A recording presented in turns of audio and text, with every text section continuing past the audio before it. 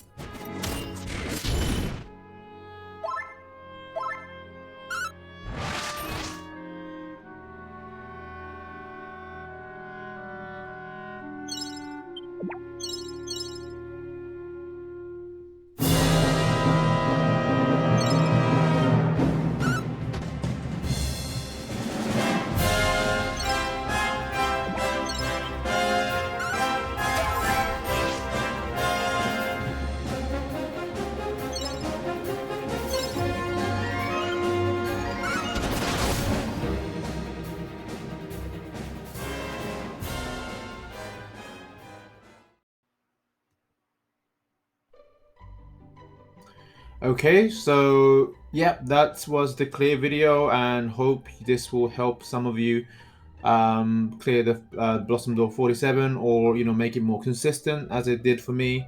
and I'll be covering more Blossom Door videos in the future. Thank you again, and see you soon.